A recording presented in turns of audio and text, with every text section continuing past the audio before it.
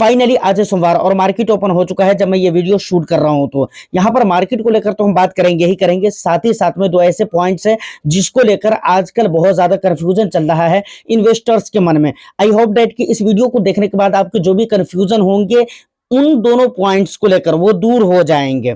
सबसे पहला पॉइंट हमारा ये रहने वाला है कि क्या अभी लमसम करना सही रह सकता है या नहीं रह सकता है, खासतौर से स्मॉल कैप और मिड कैप के अंदर। उसके अलावा हम बात करने वाले हैं अगले पॉइंट के ऊपर, जो हमारा पॉइंट रहने वाला है कि चार ऐसे म्यूचुअल फंड्स हैं कि अगर आप पूरी जिंदगी के लिए भी निवेश करना चाहते हो ना, पूरी जिंदगी के लिए, फिर भी मैं कहता हूं कि ये चारों म्यूचुअल फंड आप अपनी पोर्टफोलियो में ऐड कर सकते हो। दो स्मॉल कैप कैटेगरी में है और दो मिड कैप कैटेगरी में, ठीक है, और आप ले सकते हो, ठीक है। तो वीडियो इन्फॉर्मेटिव होगी ओवरऑल। वीडियो को बस एक लाइक कर दीजिए, शेयर कर दीजिए। चैनल को अगर अभी तक आपने सब्सक्राइब नहीं करा तो चैनल को जरूर सब्सक्राइब कर लो, क्योंकि आपको पता है कि भाई इस तरह के इंटरेस्टिंग कंटेंट मैं आपके लिए लेकर आता रहता हूं। देखिए, सबसे पहले अगर हम बात करें मार्केट सिचुएशन की, तो मार्केट सिचुएशन जिस टाइम पे मैं इस वीडियो को शूट कर रहा हूं, इस टाइम पे मेटल के अंदर और स्मॉल कैप 100 वगैरह के अंदर थोड़ी बहुत की गिरावट नजर आ रही है, बहुत माइनर सी गिरावट है। बट ये अभी का सिचुएशन है, लगभग 10 बज रहा है, ठीक है ना, इस समय की मैं बात कर रहा हूं। अब आगे चलकर मार्केट कैसा रहता है ये कोई भी नहीं जानता और उसके बारे में हम कुछ भी बात नहीं करेंगे।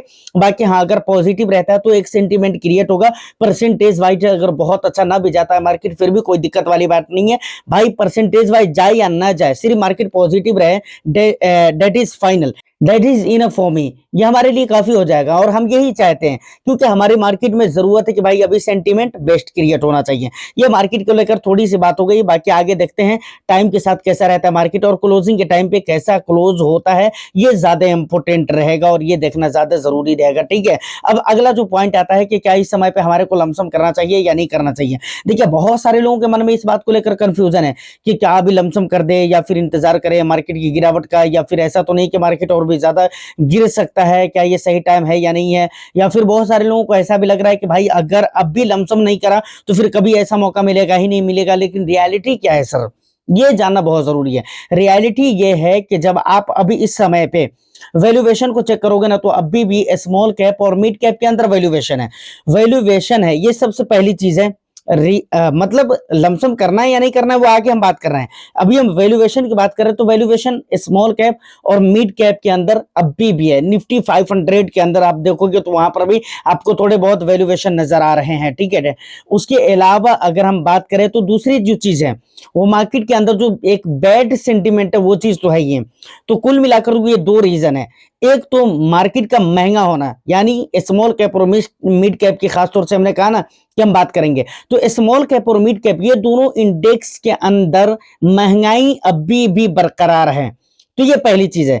और याद रखना कि जहां पर महंगाई होगी वहां पर गिरावट होने की पॉसिबिलिटी ज्यादा रहती है। मतलब अगर यहां पर महंगाई है तो यहां पर उम्मीद है कि गिरावटें हो सकती हैं, चाहे वो गिरावट आज हो, कल हो, परसों तरसों, कभी भी वो गिरावट हो, लेकिन गिरावट होगी जरूर। इस बात को आप याद रखना, ये पहली चीज।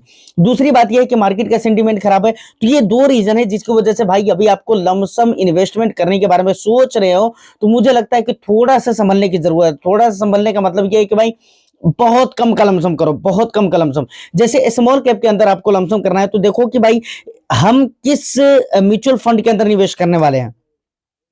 मानकर चलो आप निप्पॉन को निवेश करने वाले हो, निप्पॉन के अंदर निवेश करने वाले हो, Nippon India small cap fund के अंदर। अब देखो कि Nippon India small cap fund small cap 250 या निफ्टी स्मॉल कैप या स्मॉल कैप 100 वगैरह भी ऐसे स्मॉल कैप, मतलब किस स्मॉल कैप का कौन सा ऐसा इंडेक्स है जिसको वो फॉलो कर रहा है। डायरेक्टली उस इंडेक्स के अंदर चेक करो वहां पर गिरावट हो रही है या नहीं हो रही है। डायरेक्ट अगर वहां पर गिरावट हो रही है तो आपको लमसम डालना है, बस थोड़ा सा लमसम डालना है, थोड़ा सा। आप सोचो अगर मार्केट ऑल टाइम हाई पे है और वहां पर आप ये सोच रहे हो कि भाई गिरावट हुई मार्केट में लमसम हम कर देते, तो ये तो गलत तरीका है ना। ऑल टाइम हाई से अगर 1% गिर ही गया तो क्या फर्क पड़ता है, मैं आपको ये समझाना चाह रहा हूं। तो इसलिए गिरावट को देखकर लमसम अगर आपको करने की आदत है तो इस चीज को निकाल दीजिए। आप वैल्यूएशन को देखकर लमसम करिए। क्या बोल रहा हूं मैं, वैल्यूएशन को देखकर लमसम करना है। यानी तो सिर्फ गिरावट देखते हो तो 1% से ऊपर की गिरावट होती है तो वहां पर भी आप लमसम कर सकते हैं, लेकिन थोड़ा सा क्या करिए। लेकिन गिरावट अगर अगर वैल्यूएशन बहुत कम हो और तब 1% की गिरावट हो रही है तो वहां पर आप दबा कर लमसम कर सकते हो। तो ये चीजें गौर करने वाली चीज है सर, और इस चीज को आपको देखना पड़ेगा। बात करें प्रेजेंट में तो मुझे ऐसा समझ में नहीं आ रहा है कि भाई अभी आपको बहुत लंबा चौड़ा अमाउंट लमसम करना चाहिए। थोड़ा सा पेशेंस रखने की जरूरत है मार्केट के अंदर। आप सोचो ना, जो बड़े बड़े इन्वेस्टर्स है जिनके बारे में हम बातें करते हैं या जिनके बारे में स्टोरी सुनते हैं हम, ठीक है ना, जिनके नाम हिस्ट्री में आते हैं, ऐसे ऐसे लोग ना एक एक स्टॉक्स को सस्ता होने के लिए ना 6-6 महीने साल साल भर तक इंतजार करते हैं और तब जाके मार्केट के अंदर वो पैसे बनाते हैं। और हम रिटेल इन्वेस्टर साले ऐसे होते हैं, भाई सबर नाम की तो चीज ही नहीं है। उनको लगता है कि आज पैसे डाले कल के डेट में मतलब पैसे डबल होकर निकल जाना चाहिए, उनको ऐसा लगता है। या उनको ऐसा लगता है कि थोड़ी सी भी गिरावट हुई है और पैसे हैं उनके पॉकेट में ना, तो उनको अलग ही कुछ चूल मचा हुआ रहता है। जबकि दोस्त ये गलत बात है, ठीक है, याद रखिए। कंप्लीटली मुझे उम्मीद है कि आपको समझ में आ चुकी होगी बात। अब अगर अगले पॉइंट की बात करें तो अगला पॉइंट हमारा ये है कि बहुत सारे लोग जब उनको ऐसा लगता है कि स्मॉल कैप लूं मिड कैप लूं, तो स्मॉल कैप और मिड कैप के सिलेक्शन में बहुत ज्यादा कंफ्यूज रहते हैं, बहुत ज्यादा कंफ्यूज रहते हैं। लेकिन देखिए, मेरी तरफ से सजेशन नहीं है, लेकिन एक बात मैं आपको कह रहा हूं कि आपकी जगह अगर मैं होता तो क्या करता। फिलहाल की जो नॉलेज है अभी तक मुझे, फिलहाल की जो मुझे जानकारी है अभी तक, जब से मैं मार्केट में हूं 2017-18 से, उस समय से लेकर अभी तक की बुनियाद पर जो मुझे जानकारी नॉलेज है, और आपकी जगह अगर मैं होता तो मैं क्या करता।